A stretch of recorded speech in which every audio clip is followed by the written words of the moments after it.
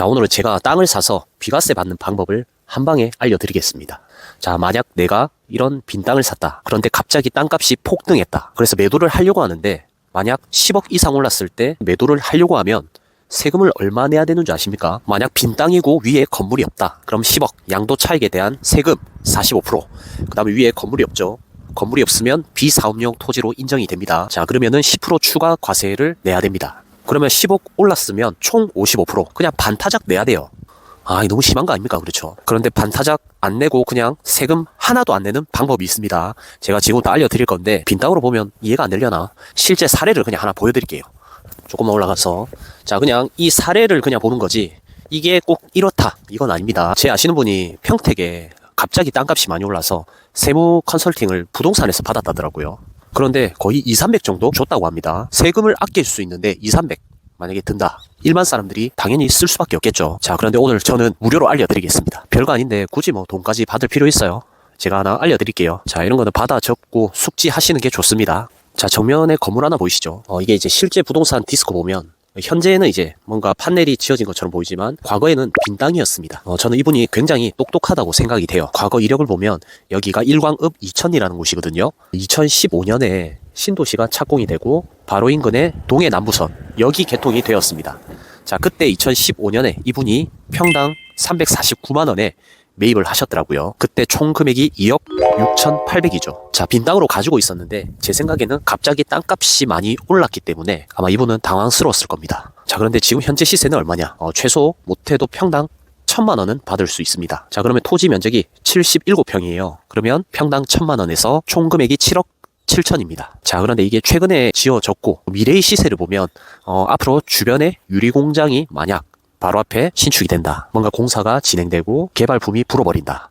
자, 그러면 이쪽 주변의 땅값은 아마 제 생각에는 평당 1,500까지는 가지 않을까. 자, 보면 실제 최근에 뒷블럭도 뭐 1,000만 원 나와 있고요. 그 다음에 이 대로변 접해 있는 게 최근 1,200 이렇게 거래된 게 있습니다. 자, 그런데 주변에 저런 랜드마크급 아파트 고가의 아파트가 들어온다 하면은 당연히 이 주변의 땅값은 지금보다는 올라갈 수밖에 없어요. 그래서 대략적인 시세 1,500 나중에 매도할 때 시세를 1,500으로 잡고 자, 77평 곱해보면 얼마입니까? 자, 77평 1,500 11억 5,500 이렇게 되죠. 자, 그러면 2억에 사서 거의 12억이 됐다. 제가 아까 말씀드렸죠. 10억 정도 올랐으면 세금을 빈 땅일 때는 55%를 내야 된다.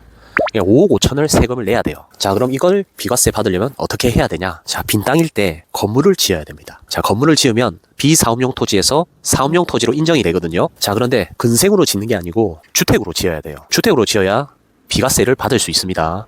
자, 우리 건물로 지으면은 비과세 혜택이 아예 없습니다. 자, 그리고 빈 땅일 때, 자, 이런 빈 땅 있죠. 빈 땅으로서 매도를 하려고 해도 비과세 혜택은 없어요.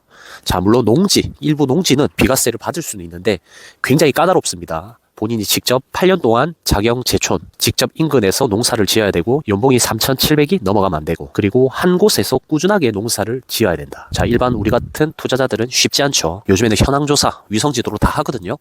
그래서 가라로도 힘듭니다. 그래서 제가 봤을 때 비과세를 받을 수 있는 방법은 딱 한 가지가 있어요. 주택을 짓는다.